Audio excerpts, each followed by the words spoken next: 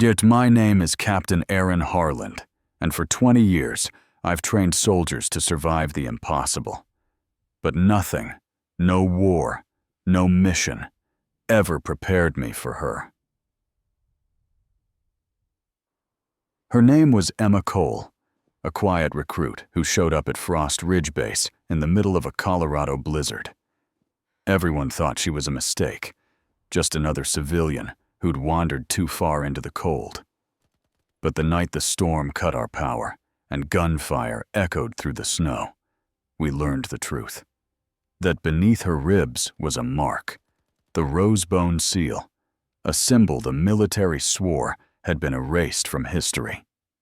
If you believe that miracles can rise from the coldest storms, hit that like button, share this story, and subscribe, because what she left behind wasn't just a secret. It was a message from God himself. Frost Ridge. Training facility crouched against the northern Colorado mountains, as if it were trying not to be seen by the weather itself. The wind arrived in sharp, surgical strokes, cutting across parade grounds scabbed with ice. Floodlights bled halos into the flurries. Boot treads froze into fossilized patterns 15 minutes after they were made. People spoke less here in winter. The cold edited every sentence. Emma Cole stepped down from a battered red pickup whose tailgate would not stay latched without a length of paracord. She was 28, small in frame, with a kind of contained stillness that made even her shivers quiet. Her hair was a deep brown, cut blunt at the shoulders, habitually tucked into the collar of a thrift store parka stained with motor oil. The parka's seam at her left side had been hand-mended in tight, neat sutures. Whoever did the stitching had a surgeon's temperament and a monk's patience. Mud crusted the hem of her cargo pants. Her boots, scarred, resolable, older than some recruits, carried a methodical layer of winter grit. Her backpack was the color of wet bark, one strap reinforced by climbing tape. There was nothing about her that asked to be noticed. Her eyes did not match the rest of her. They were extraordinarily calm, dark, observant, steady the way a horizon line steadies a sailor. She watched the camp as if listening for a metronome hidden inside it. "Hey, supply closet!" The wind tossed the voice forward before the man reached her. Jack Miller barreled past a drift like a linebacker through a paper banner. Jack was 25 and built along useful angles. Broad shoulders squared by the cores of cadets, long forearms with ropey strength from years on his father's construction sites in Tulsa. A winter beard dusted his jaw. It failed to hide the dent in his chin or the adolescent fervor that survived in his grin. His eyes were bluer than the snow's shadow, and just as cold when he felt threatened. Jack liked to be loud because loudness had rescued him before. From a boyhood house where silence meant tempers, from teachers who praised volume as confidence. He pointed with his glove like a baton. "Mess hall's that way. This is the training yard." Emma shifted the backpack higher, nodded, and kept moving. The nod was not submissive. It was an accountant's checkmark. She passed him without friction, and the ease of it stung. "Holy, she looks like somebody's between jobs," a private muttered behind Jack, hoping to be deputized into his orbit. Laughter clinked in the air like dropped cutlery. By evening, the wind had hardened into something metallic. The mess hall smelled of disinfectant and pepper gravy. Bustle, amplified by tile and tin. The steel tables reflected fluorescent light so harsh it made most faces look ill-intentioned. Emma took a tray without comment, selected the blandest carbohydrates, and carried them to a corner where a vent rattled like a clock with a bad heart. She unwrapped a napkin and began to eat, as if she had stamped a time card against her own hunger. Madison Reed made the turn into the aisle, as if walking a runway she owned. 24, Tall, blonde hair scraped into a high tail sharp enough to cut paper. She had the poise of a senator's daughter, whose sponsors expected polish and results. Madison's face was pretty in the precise, symmetrical way that expensive orthodontics foretells. The knife of her nose angled down into a mouth that smiled without warmth. She logged microaggressions as strategy, not impulse. In high school, she'd learned that measuring the room and setting the tone was how you kept from being measured yourself. She slowed just enough to let the plastic cup on her tray tilt. A controlled slosh sent pale gravy across Emma's roll and down to the table. "Oops," Madison's voice pitched high enough for nearby phones to hear. "Looking for the kitchen, sweetheart? We could use more hands." Emma dabbed the spill with a napkin, eyes on the task. The fastidiousness of it, so careful in the middle of a cruelty, made it feel like she was cleaning a crime scene. When she lifted her gaze, it was not angry. It was winter still. Something in Madison flinched, a nerve exposed to cold. "Use your inside voice, Reed," someone cracked from a table of men with buzz cuts and bright elbows. Laughter bubbled and burst. At the far end, Captain Aaron Harland swept into the mess like a gust that had learned to stand upright. 39, 6 feet, shoulders shaped by years in plate carriers, Harland looked born in a squared-away posture. His face was bottle-glass angular, with lines cut deep at the corners of his mouth from a humor that arrived late and dry. His hair was cropped close enough to shine. A graze of frost from the yard still salted his temples. He kept a trimmed, dark stubble that made him look perpetually 2 hours from a shave. People said Harland had been kinder before Kandahar. A radio call that didn't arrive, and a convoy that did, had pressed him flatter, like a page under an old book. He ran Frost Ridge with the stern fairness of a man afraid of what unfairness breeds. He saw the spill, the posture, the little theater Madison curated. He filed it without pause. One didn't interrupt cadets' social wars. One studied the victors and the wounded, and learned which would make soldiers. Emma finished eating. She cleaned the table as if it were a ritual, then rose and returned the tray. She didn't look back, which felt to Madison like a refusal to sign a document. Morning arrived wearing steel. The snow fell not in flakes, but in filings, fine and relentless. Breath turned to vapor that hung and didn't move. On the yard, racks of rifles waited like iron broods. Sergeant J.D. Burnham, a reedy, sardonic man with a Wyoming mustache and a reputation for teaching machines to behave, barked times and rules for the M4 breakdown drill. 2 minutes, start. To finish, Burnham called, checking his stopwatch, voice acoustically engineered to hit doors and bounce back. Full disassembly. Clean. Reassemble. Function check. No dropped parts, no creative swearing. We are not poets here. He liked to say things like that, because he knew that machines had their own poetry, and it was best to misdirect cadets from noticing it. Jack went early, hungry for proof. His hands were thick and quick. He made tiny errors and powered through them, breath loud in his chest. 1 minute, 41 seconds. He exhaled in triumph and scanned the faces near the board, seeking Madison's.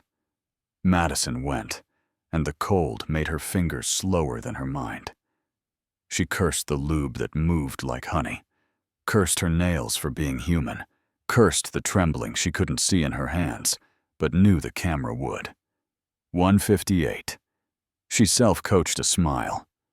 Under 2, she chirped at no one. Emma stepped to the table without expression.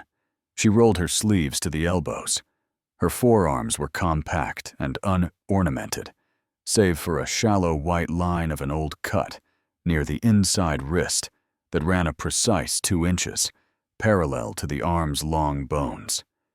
She took the rifle like a nurse lifts a newborn, without fear, with a gentleness that would offend if it were not so purely competent. Pin. Charging handle. Bolt carrier group out. Components arrayed into a grid with perfect spacing on the towel. She moved fast enough to look unhurried. The cleaning was not elaborate. It was exact. She reassembled with her head angled, as if listening for alignment rather than looking at it. When she slapped the forward assist and ran the function check, the weapon looked like it had learned its own lyrics. Sergeant Burnham stared at his timer, blinked, clicked it in disbelief, and looked again. 49 seconds, he said, using the same voice he'd used to report a tornado forming. The yard lost all casual noise. Cold expanded the silence. Captain Harlan's chin lifted. He saw in Emma's hands the ability to exist inside process. The memory of radios and convoys touched his jaw with the old ache of unanswerable questions. "Where'd you learn?" Burnham asked. He wasn't prying. He was cataloging. Emma's eyes, which had watched everything and claimed nothing, found his. "From someone you don't want to know," she said. Not a threat. An elegy. The day slid forward like a knife through a block of ice. Snow stacked on the berms, erased footprints, made history optional. In the quartermaster shed, a pot-bellied stove sulked at the cold, giving up a reluctant heat. The quartermaster, Mr. Benai Boozdirentali, 51, a compact Korean-American with forearms like compressed springs and eyes that had learned to weigh people as efficiently as he weighed gear, dealt helmets and vests with a gruff rhythm. Lee had been a scout in a different army before he decided patriotism was exhausting without a green card. Now, he served the machine by feeding it perfectly measured cogs to his liking. He looked Emma up and down and tossed her a plate carrier 2 sizes too large. The gesture wasn't cruel. It was a test of whether she'd know how to make it fit the way a mechanic knows how to make a wrong part work. She did. On the way out, she vanished behind stacked crates for 30 seconds and emerged with the carrier re-webbed, shoulder straps laddered tight, cummerbund trellised across her small torso like it had been customed. Lee's mouth twitched, his version of a grin. He checked a box on her form with a pressure that broke the pen. "Nice hands," he muttered as she passed. Emma nodded like a craftsman, receiving a compliment from another. Outside, Jack waited in the slot of windbreak between the shed and a fence. His jaw flexed with a speech he wasn't sure he wanted to give. The mess hall movie of the night before kept replaying in his head. He was both the star and the villain of his memory, and neither role sat right. "Hey," he said when she came near, softening the vowel with more gentleness than he afforded most words. "About last night." Emma studied his face. He was handsome in the unedited way Midwestern men are handsome. A straight plane to the nose, cheeks that hollowed when he laughed, a forehead honest about the weather. His beard grew thicker near the jaw hinge, thinner at the lip, like a map of the work he'd done. His eyes had an earnestness that could turn vulgar if he felt mocked. "You don't owe me anything," she said. "That's not what I—" "Damn." Jack exhaled a fog ribbon. "It's just, I was out of line." She considered that, then nodded. Winter makes everyone meaner. It wasn't forgiveness so much as context. It made Jack feel more forgiven than he deserved. Madison filmed herself on the range between evolutions, breath purling prettily in the cold. "Day 2 at Frost Ridge," she said to her followers behind the camera lens. "Sub-zero, but we love the grind." She angled the shot to catch Harlan in the background, clout by proximity. She angled it again to catch Emma moving in that not-moving way of hers. And we have a new addition, she added, sugaring the word as if she were offering a treat to a dog. Her thumbs were quick on the phone. Content was oxygen. Elena Hernandez slid up beside her, as if the wind had wrecked one human and made another. Elena was 26, compact, brown-skinned, hair braided close for warmth and sanity. Her nose had been broken once in a high school soccer match and reset slightly off. The asymmetry made her smile more interesting. She'd grown up the eldest of 5 in Las Cruces, not wealthy, not poor, with a mother who cleaned offices at night and a stepfather who taught her the poetry of torque wrenches. Elena knew how to be useful, and in rooms like this one, useful was a language older than rank. You don't have to do that, she said, meaning the phone, meaning the habit of turning strangers into material. Madison didn't look up. Do what? Make films of people who haven't consented. Relax, Hernandez. She's in public. She's fine. Elena looked at Emma, who was not looking at anyone. She's not here for the same reasons you are. Which are? Elena gave Madison a small grin that held a softness Madison mistook for weakness. You want to be seen. She wants to disappear. That's not a crime, Madison said, feigning magnanimity. It's just boring. Elena tucked her hands into her gloves. The snow is quiet until it isn't, she said. Then you can't hear yourself thinking for the sound of it. She left the metaphor there, an unclaimed coat on a chair. Night came in a single step. It didn't fade in. It arrived. The wind changed pitch, became a choir of wire fences. A blackout drill was ordered. Floodlights went dead. The base dropped into star-littered dark. Snow reflected what little starlight there was. Everything glowed anemic. In the barracks, cots creaked, boots thumped, conversations stratified into confidences. Emma took a shower late, when steam would not be negotiated for and the water's shuddering warmth would not invite questions. The small bathroom window was unlatched. The night pressed its cheek to the glass. She set her towel across a hook, unzipped her parka, peeled back the stitched sweater beneath. At her left ribs, just below the expense of the heart, the skin rose and fell with the old scar tissue of a wound that had healed with personality. Ink grew from it. Black roses with petals rendered in lines so fine they looked like fractures in obsidian. Thorns tracing the lattice of a rib cage implied beneath. The tattoo did not sit on her skin. It seemed to emerge from it, as if bone had learned floristry. The roses wrapped the suggestion of ribs, the way ivy remembers a railing long after the railing's gone. It was beautiful and deeply wrong, like lace sewn over a bruise. Emma touched it with 2 fingers, not ceremonially, but as if checking a map against the terrain. Her mouth tightened in a whisper smile no one saw. Jack, in the hallway, had come to return a glove she'd dropped on the range. He paused at the open crack of the bathroom door to knock. Then the wind elbowed the building, and the door slid inward an inch. He saw a crescent of her back, and a slice of the tattoo in the warped mirror. The breath left him with the specific quiet of a man who has been a little too close to falling off a roof. He knew that image. Not exactly. No. His memory of it was childhood bad. Overheard names in his uncle's VFW. Rumors traded like smokes around a rusting pickup bed after funerals for the kind of men who died far from home. Rosebone. A word said with a wince of reverence by men who insisted they didn't believe in myths. A unit that didn't exist, except when it did.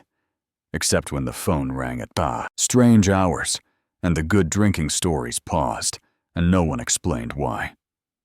Jack stepped back so quickly, his boot heel slid on water tracked from the showers. He caught himself on a wall and stood there, listening to the bass drum in his chest. Madison came around the corner with a towel around her neck and a new shade of lip balm she wanted the mirror to admire. She saw Jack's posture and the open door and followed his gaze without permission. The glimpse she caught was too brief for context and too indelicate for rumor to resist. "What the hell?" she breathed. It was not cruel. It was the sound the human mouth makes when it thinks it has found the edge of a map. Emma closed the door. The sound was gentle. It felt like a verdict anyway. The storm rose at midnight. Barracks groaned the way old ships groan at sea. The world north of the mess hall vanished into a white that was not emptiness, but too much of one thing. In the generator shed, a pilot light blinked and thought better of it. On the range, snow erased the day, as if housekeeping worked for the weather. Captain Harland stood under the eave of Building C, with his hands behind his back and his head bare. He did this when he needed to think. He believed cold was more honest than warmth, and would not allow lies to grow in his thoughts when the air could kill a man in 10 minutes. He thought about a radio call that didn't come years ago, and about a convoy that did, and about a little tattoo that wasn't little at all. He looked across the yard to the barracks where Emma slept or didn't. He saw Jack scurry through the snow's chew and Madison stalk like a cat in a fur coat. He saw Sergeant Burnham lighting a cigarette in the lee of a dumpster, the ash turning to snow before he could flick it. He saw Elena step outside without a hat, turn her face up to the weather like a believer. He saw Mr. Lee lock the quartermaster's door with the gravity of a priest closing a reliquary. Harland told himself the same thing he had told himself for years. You cannot hold people safe with rules. You can hold your own integrity, and sometimes people will take shelter beneath it. That is all. He watched the barracks darken. The wind's voice braided itself into a lullaby men pretended not to hear. Emma lay on her cot, not asleep, hands folded on her stomach. The tattoo warmed under her palm with the heat of the body it marked, the way a scar is always a few degrees different from the rest of the skin. Memory knocked. She let it in. A tin warehouse somewhere humid. A woman with inked fingers, showing her how to remake a rifle in the dark by touch alone. Whispering the names of parts like a rosary. A hospital corridor lit with a color that made truth unattractive. The smell of bleach and metal, and the way roses sometimes smell like metal too if you lean close enough and have bled near them. What she remembered most was not violence. It was the arithmetic of people. The way cruelty always seemed to borrow against future weakness. The way kindness, small and poorly paid, accrued interest quietly until the day it saved somebody you loved. Sleep finally took her like a misdemeanor. Outside, the storm looked pleased with itself. End of chapter beat, on page. In the midnight corridor glow, Jack's wide eyes froze at the glimpse of the rose-wrapped ribs on Emma's side. Ink braided with scar. Beauty threaded through hurt. The gossip word he'd learned as a boy, Rosebone, rose like steam from his breath and vanished into the cold. In a place built to teach people what to fear and what to follow, the storm found a new silence, the kind that happens when myth recognizes itself in the mirror. By morning, the rumors had matured into doctrine. Cadets spoke of Emma Cole in the same uneasy tone they reserved for malfunctioning rifles. Fascination blurred with fear. Whispers spread from bunk to bunk like frost across glass. The girl with the black rose tattoo. The one who'd finished the M4 drill in 49 seconds. The one who slept so still she might not breathe. Even the veterans of the yard lowered their voices when she passed. Madison Reed wore her gossip like perfume. Every retelling added color. Emma had been a mercenary, or an assassin, or a failed experiment the government buried under ice. Madison's eyes gleamed with the satisfaction of narrative control. It made her feel safe. Jack Miller wasn't so sure. Since that night outside the showers, the image of the rose-wrapped ribs had lodged behind his eyelids. He'd tried to dismiss it as an illusion of light, a reflection from the metal frame, but the way the petals had seemed to breathe with her pulse gnawed at him. He'd stopped teasing her. Instead, he watched from a distance, as if by observation alone he could rewrite whatever she carried. Captain Aaron Harland had been trained to distrust coincidences. When coincidences began to multiply, Emma's inhuman precision, her evasive record, her scars aligning with legends. He started taking his coffee in the observation room overlooking the yard. The cameras there were old, the color warped, but Harland preferred imperfect vision. It reminded him that nothing in life came sharp without cost. His face, usually stoic, betrayed a faint worry whenever the feed caught Emma walking through snow, like she'd memorized every flake before it fell. That week, Frost Ridge began its winter endurance trials, a test designed to break bones or spirits, whichever came first. The exercise was called Operation White Veil. 12 cadets, 4 teams, 6 miles into the forest with minimal supplies. Coordinates were everything. Reach checkpoint Echo before midnight, signal via flare, and survive until pickup. Temperatures dropped to -20. The air itself felt like punishment.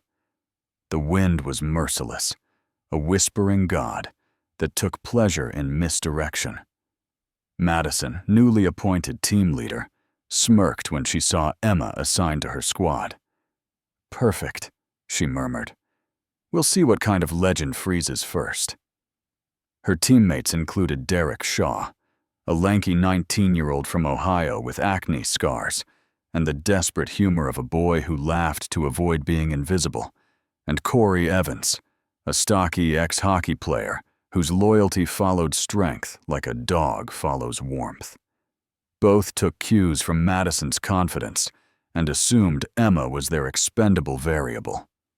Emma packed in silence. Her equipment was minimal: a combat knife, 2 thermal packs, 1 map folded in precise quadrants, and a tin of wax matches sealed in tape. She moved with the same economy that had unsettled them since her arrival, the rhythm of someone who'd packed for worse places. Jack's team was assigned to the neighboring route. He caught her eye once before departure. "Don't let Reed get you killed," he said under his breath. Emma gave a tiny nod, neither promise nor dismissal. They set off at dusk, snow whipping sideways in sheets. The forest accepted them with indifference. Birch trunks leaned like ghosts. Branches snapped under their own frost. Madison held the map under her flashlight and pretended the shaking in her hands was from cold. "North by northwest," she ordered, tracing a route that diverged slightly from the printed line. "Shortcut." Emma noticed but said nothing. She'd learned long ago that some mistakes needed to finish themselves before anyone would believe they were mistakes. They trudged for an hour, then 2. Visibility sank to arm's length. Corey's breath rasped like sandpaper. Derek muttered curses that evaporated into vapor. By the 3rd hour, Madison's compass began to spin. "Piece of junk," she hissed. Emma stopped, squinting at the tree line. Her internal sense of direction was an old gift, 1 part intuition, 1 part muscle memory. She realized they'd drifted west toward the glacial basin, a death trap of snow wells and broken ice. We're off course, she said quietly. Echo is northeast, not west. Madison laughed through chattering teeth. Sure, let's all trust the janitor's instinct. She marched ahead. 10 minutes later, the ground betrayed them. Derek's scream ripped through the storm as he vanished waist-deep into a sinkhole. Emma lunged, dropping to her knees, hands gripping his jacket just as the snow crust fractured again. Corey grabbed Emma's belt. Together they hauled Derek free, his face ash-gray, lips blue. Madison froze, horror carving her features into porcelain. He's hypothermic, Emma said, voice clipped. We find shelter now. They stumbled into a shallow ravine where a cluster of rocks formed the suggestion of a cave. The wind howled above, unable to reach them completely.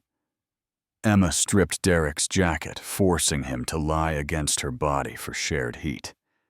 Madison turned away, muttering something about impropriety. Corey glared at her.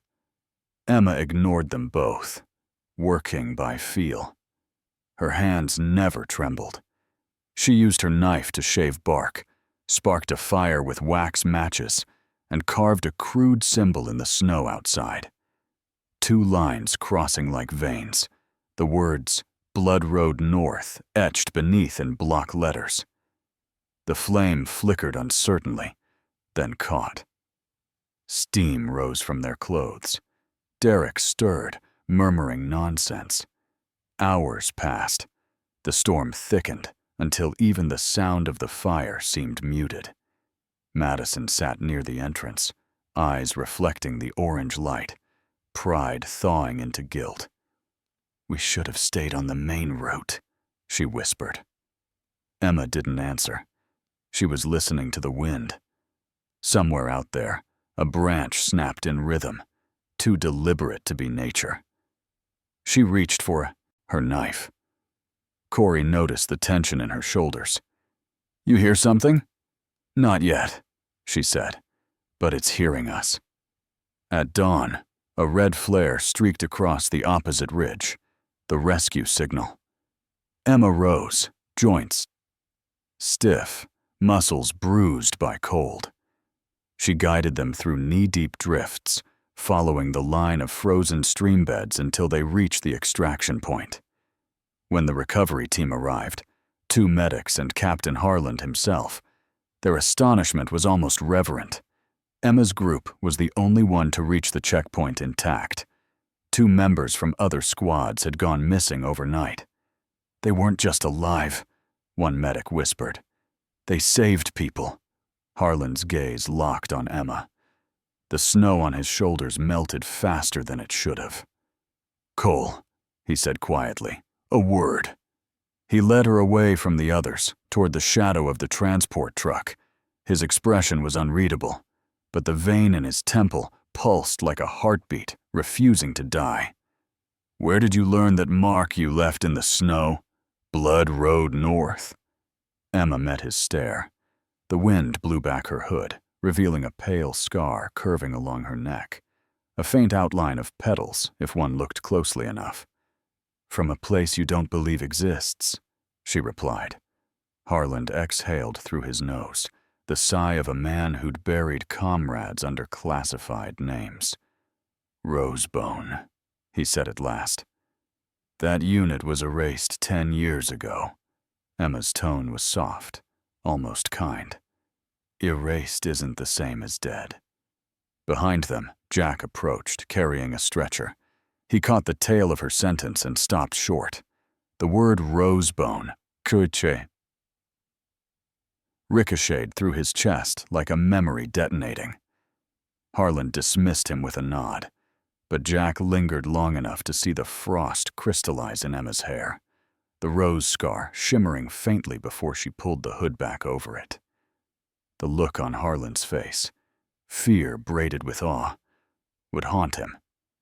By the time the teams returned to Frost Ridge, the story had mutated again. Madison, humiliated yet alive, oscillated between resentment and fascination. She replayed every glance Emma had given the captain, convinced there was conspiracy behind it. In the mess hall, she whispered to her followers, "She's not just a soldier, she's something else."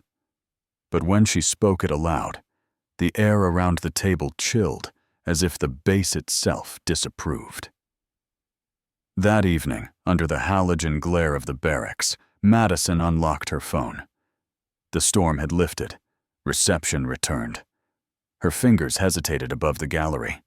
She'd filmed Emma at the checkpoint, hood falling back, scar glinting like a black rose unfurling. The footage was shaky but damning. One upload, and the mystery would belong to her. Fame blooms fastest in scandal. She selected the clip, typed a caption. "Who is Emma Cole, really?" Her thumb hovered over post. Then the phone buzzed. An unknown number. A single message. "If you post that video, you'll vanish like the others who bore the mark." She froze. Another vibration followed. This time an image. It showed the same cave they'd sheltered in, now empty except for a knife buried upright in the snow. The blade reflected a face. Hers. Madison's pulse slammed against her throat. She looked up. The barracks were dark, except for the thin blue light of her screen. No footsteps, no whispers, but she could swear she smelled smoke, the same scent from that night's fire. Her fingers went numb. The phone slipped from her grasp and clattered onto the frozen floor. The screen blinked once, then died. Outside, snow began again, silent and merciless. In the observation room, Captain Harland reviewed thermal footage from the forest. The cameras had caught something near the cave. 3 heat signatures closing in on Emma's group during the storm, then vanishing abruptly. No engagement, no bodies found. He rewound the file, zoomed on the faintest flicker behind Emma's silhouette. A figure taller than any cadet, face obscured, standing perfectly still as if watching her. When the lightning flare burst, the figure was gone. Harland rubbed his jaw, the old scar under his beard itching with superstition. He had seen ghosts before, but they had never saluted him. Emma, meanwhile, sat alone in the equipment shed, oiling her rifle by lantern light.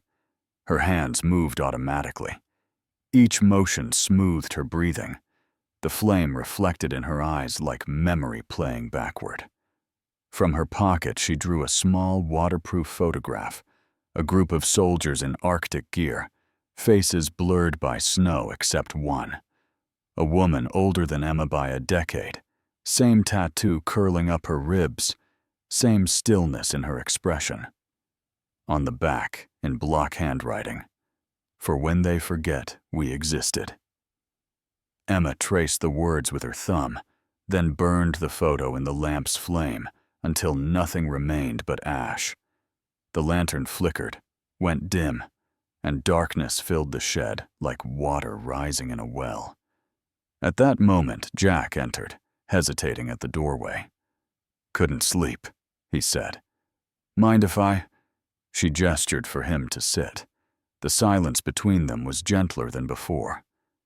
"You saved them," he began. "All of them." She shrugged. "Survival isn't heroism. It's arithmetic." He frowned. "Harland thinks you were part of something. Classified."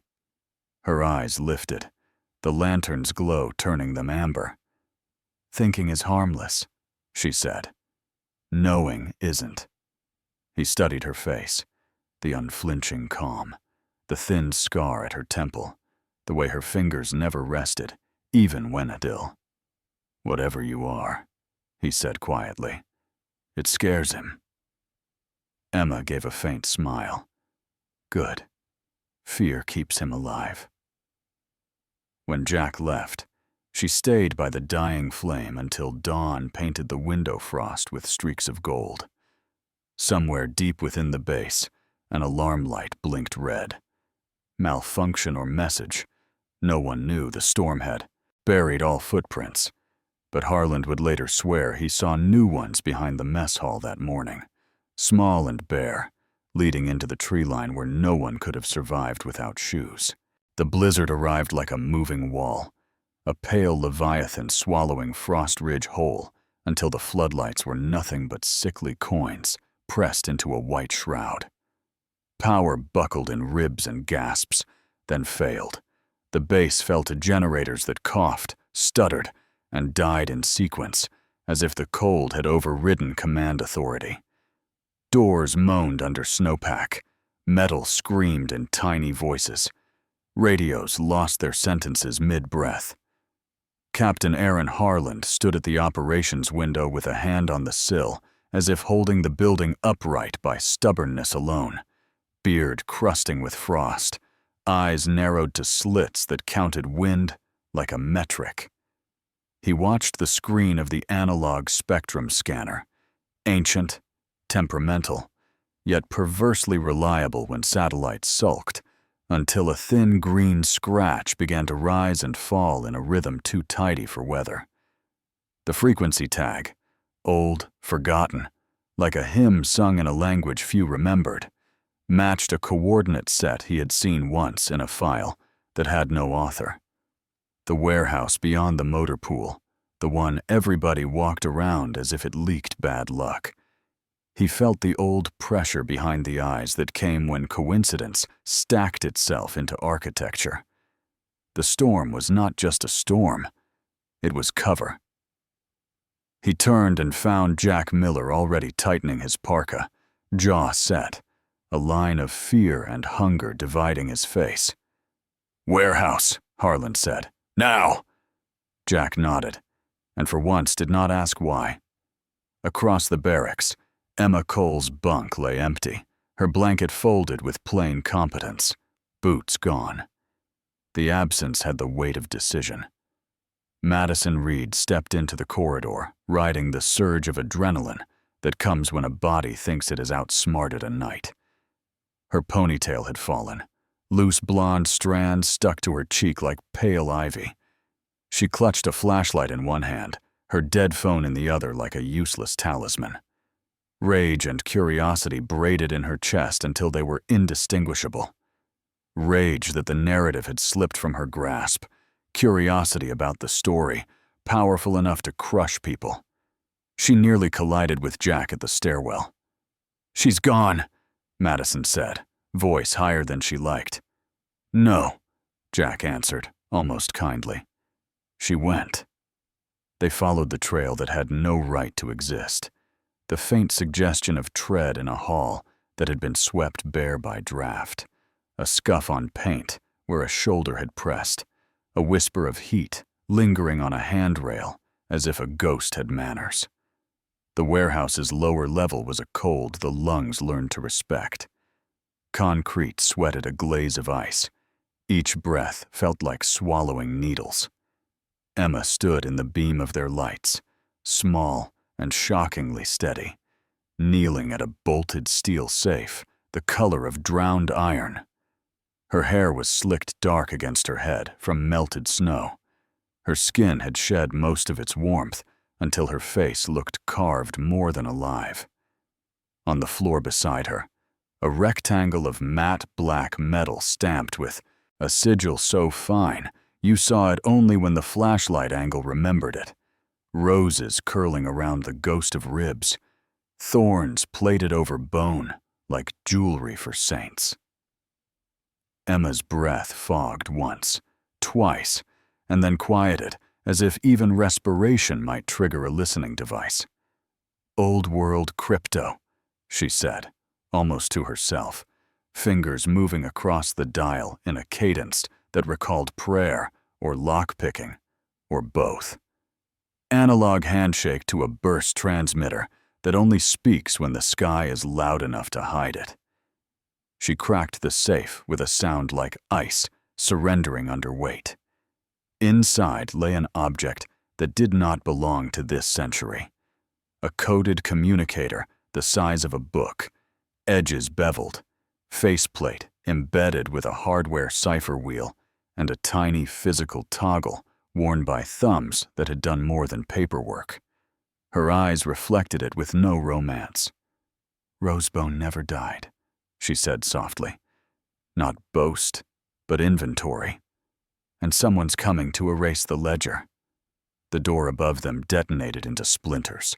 3 men poured down the stairs as if rolled from the same mold, faces under black balaclavas, movements rehearsed and costing money. The first was broad-shouldered, with the compressed mass of a wrestler who had fallen in love with weight rooms. His gait betrayed a left knee that had seen more winters than the rest of him. The second was trim and meticulous, rifle held the way a violinist holds a Stradivarius, cheek welded to stock, economy in every angle. A scar as thin as a thread hooked his right eye, the kind a blade leaves when it hesitates.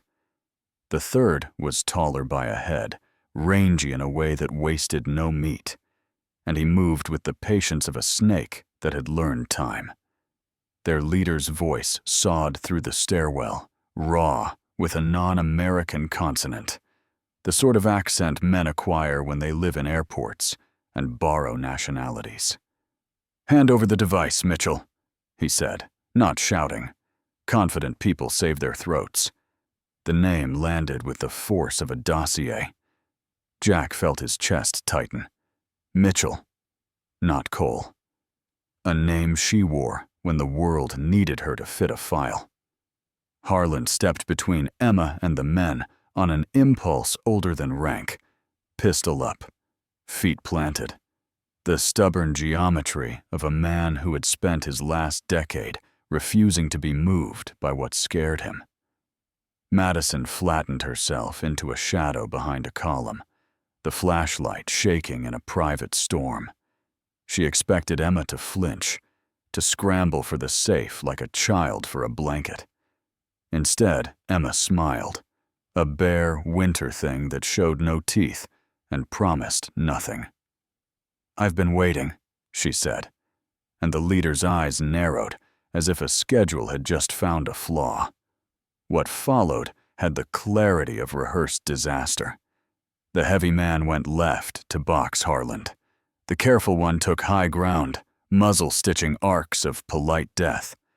The tall one slid low into the aisle to flank the safe. Jack fired first, the shot pure adrenaline.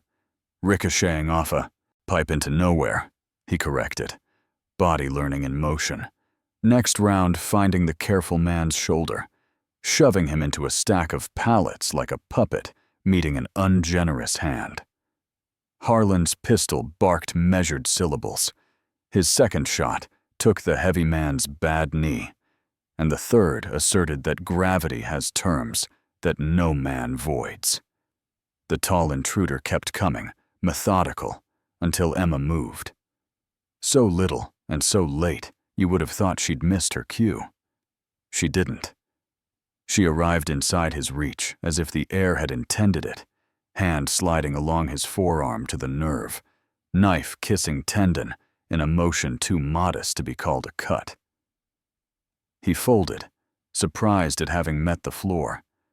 The careful man recovered with the stubbornness of professionals who hate to disappoint their day rates, rolled to a knee, and drew a bead on Harlan that would have canceled the captain in a neat terminal punctuation.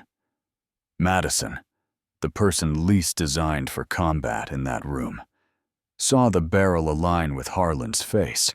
She did not think.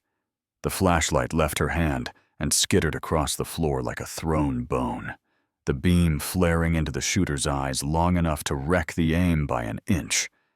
An inch saved a life. Harlan's return round rewrote the careful man's shoulder again, this time in a more persuasive dialect. The heavy man tried to stand, failed, and threw his pistol at Jack out of either bravery or contempt. Jack did what he had been bred to do on job sites. He ducked, swore, and drove forward, body-checking the man into a crate with the unacademic force of large men in small spaces. 2 shots cracked that no one owned. The tall intruder had fished a backup from nowhere and squeezed off a pair toward the safe as if destroying the gradebook would erase the class. One round punched the communicator's casing and died. The other drew a red line across Emma's side where the Rosebone lived. She did not cry out. Pain moved across her face like a shadow across a field, momentary and honest. She pivoted anyway, knife to pistol wrist, then elbow up, then a short, ugly choke that required no permission from beauty. The tall man slept. The heavy man stopped arguing with physics. The careful one bled responsibly, teeth clenched, gun lowered, as if admitting that thunder owns the sky. The storm outside roared its approval by hammering every surface at once. Silence arrived in ragged clothes. The safe door yawned. The communicator lay wounded, but viable. Blood threaded the snow that the storm had driven into the stairwell, a red signature looking for a historian. Madison trembled in the pillar's shadow, breathing too fast, face lit by the floor's reflected light, awe and shame like two hands on her throat.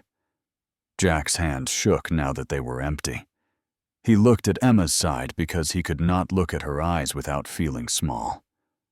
Harland moved first, hardwired for triage. He pressed his palm to the wound, heat bleeding into cold, anger into fear.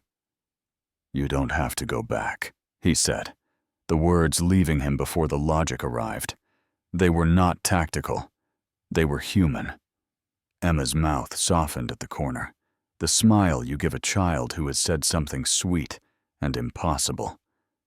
"I never left," she murmured. "Rosebone isn't a unit. It's a promise." She turned the communicator toward Harland, pushed it into his hand, with a firmness that assigned duty. He felt the weight as if it contained a person, not a machine. "Hold it," she said. "They'll come for you now." The door at the top of the stairs juddered again, but this time it was wind alone, no men behind its voice. Sirens tried and failed to live, then quieted, embarrassed. Harland tore a strip from his own sleeve and cinched a pressure dressing under Emma's ribs, fingers deft from a time before paperwork. He began to plan.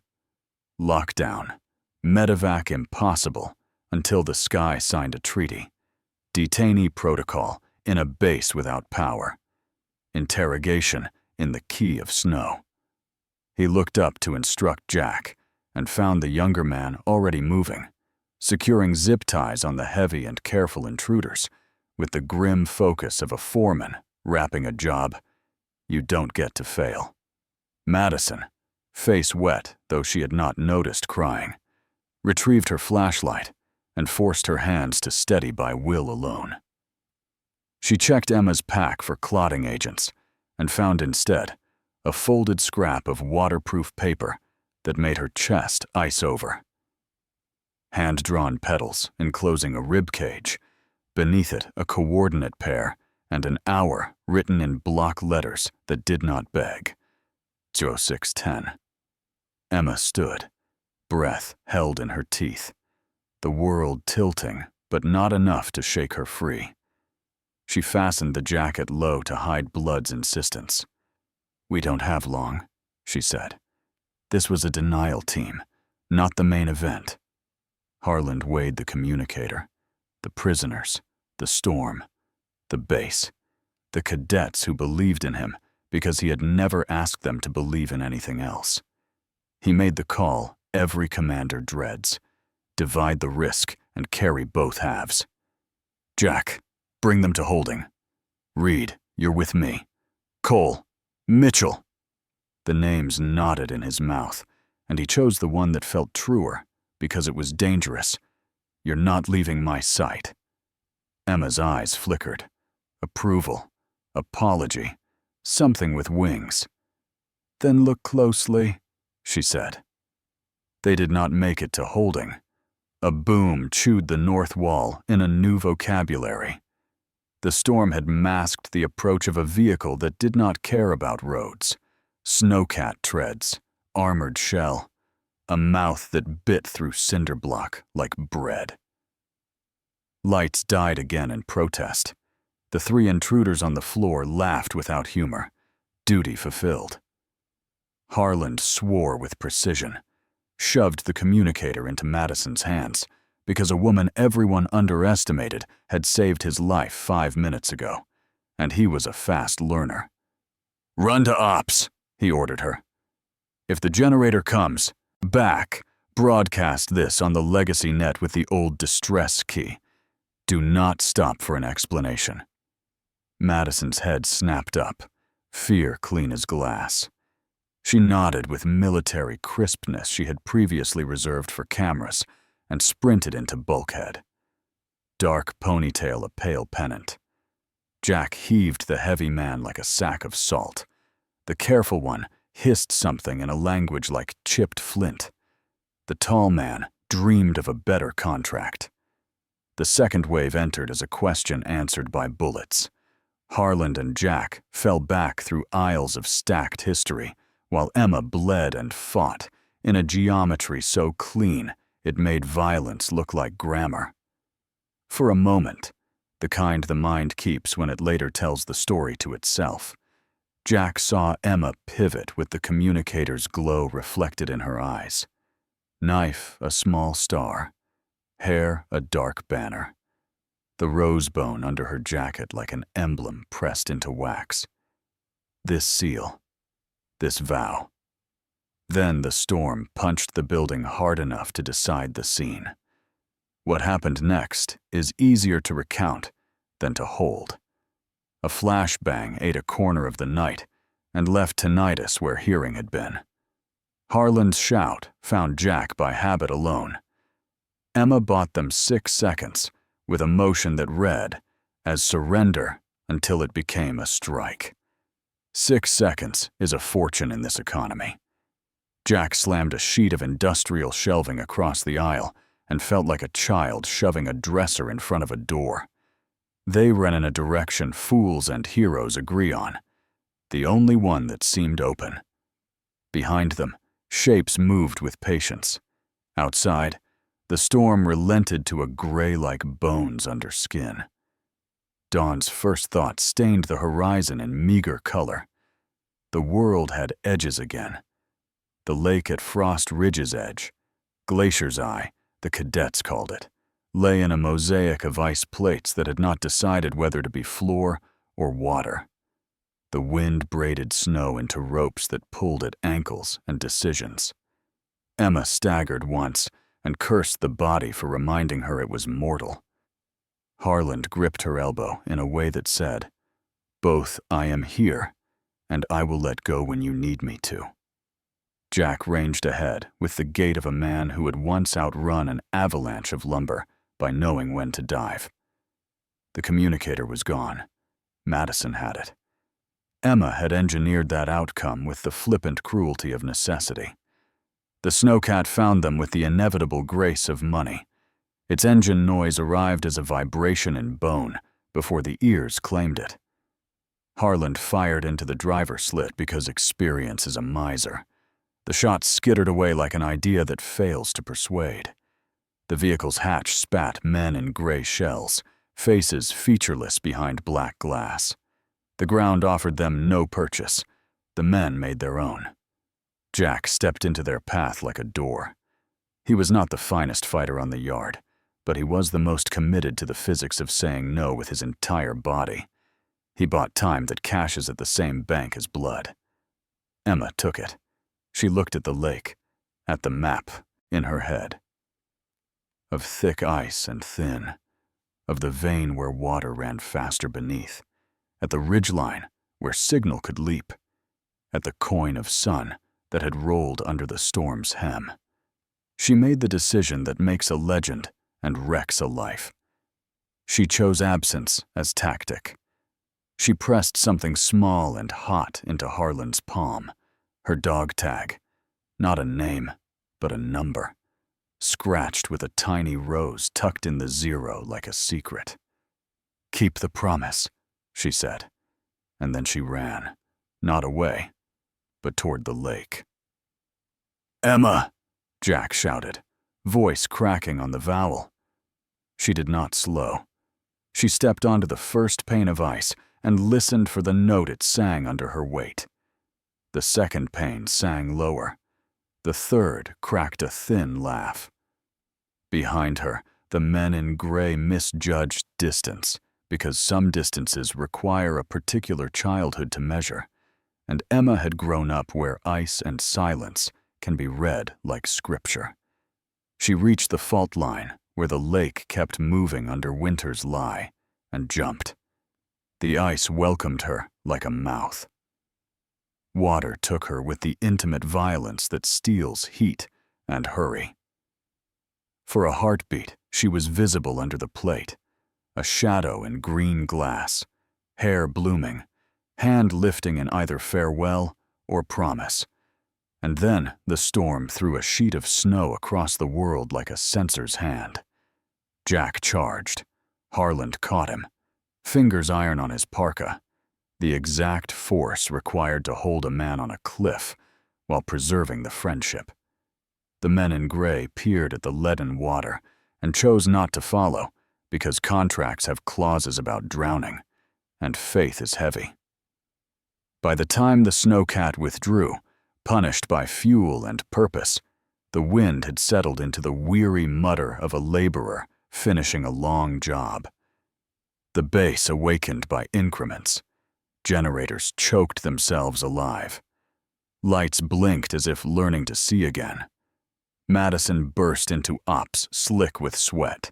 Communicator jammed against her chest like a stolen heart, eyes wide with the newborn discipline of someone who knows her choices now measure more than followers. She slammed the device onto the console, babbled the legacy key to the technician on backup duty, a red-headed reservist named Sarah Pike, 32. Freckles like sunken stars across winter-white skin, hair coiled tight, the cautious competence of a woman who had raised 2 younger brothers on coupons and knives. Sarah's fingers moved with knitting speed over a terminal that hated her, and everyone equally. The old net woke with a sound like a ship coughing. "Message away," she said, voice flat to hide the miracle. The search lasted until noon. Men with ropes and poles probed the lake like surgeons. Divers refused to sign forms until someone promised them a story worth the cold. They found only a trail of footprints that began at the barracks, crossed the yard in a pattern a cartographer would call intentional, and ended at a wedge of broken ice that had already changed shape twice. No body surfaced. The cold keeps its dead as well as any church. Harland sat at his desk with his coat still on, because taking it off felt like surrender. Snow slid from the window in exhausted veils.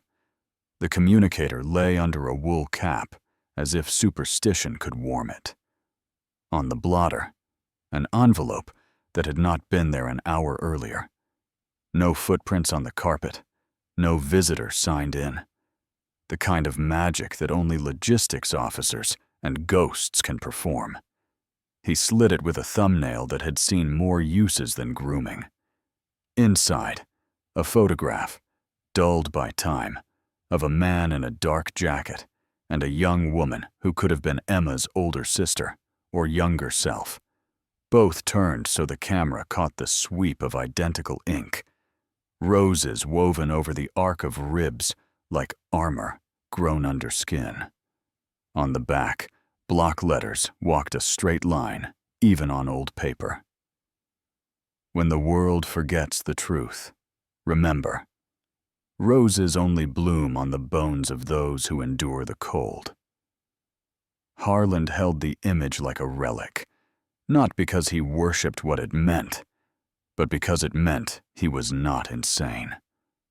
He felt something unknot in his throat that had lived there since a convoy and a radio failed to agree. He turned to the window with the picture in his fist, and for the first time since frost bit the base, He smiled without his lips turning mean. Jack stood at the lakeshore until his face hurt, in a way that guaranteed he was alive. He remembered the boy he had been, learning to read ice by listening, and he wondered if Emma had learned somewhere colder, or if she had taught herself by trial that nearly killed her and did not. He whispered her name once, carefully, in case names were passwords. There was no answer except a gull laughing at a joke it would not share. Beside him, Madison arrived without spectacle. Black knit cap pulled low, eyes raw, but clearer than he had ever seen them. "I didn't post," she said. "No," Jack replied, and the approval in his voice made her blink. "Good." She toed the edge of the broken pane with a boot and stared at her face's fractured reflection until it resolved into a person she had not met yet. "I'm not the main character," she said. "Nobody is," Jack answered. "Not in storms like this." In the late afternoon, when the light went thin and honest, Harland gathered his cadets in the mess. The room smelled of salt and cleaning fluid, the sacrament of barracks. He spoke without notes, voice harsh with the humility of men who have learned they are not in charge of the interesting parts. He did not tell them Emma was alive or dead. He knew better than to declare fate. He told them what he could: that courage is rarely loud, that promises matter more than patches, that failure sometimes looks like leaving, and survival sometimes looks like staying. He held up the dog tag with the tiny rose scratched into the 0 and set it down like a gavel. No one clapped. It felt like prayer. That night, in the office that finally thawed, Harland wrote one sentence in the logbook that stayed analog because the digital world forgets what it cannot monetize. Emma Mitchell, present. He underlined it once.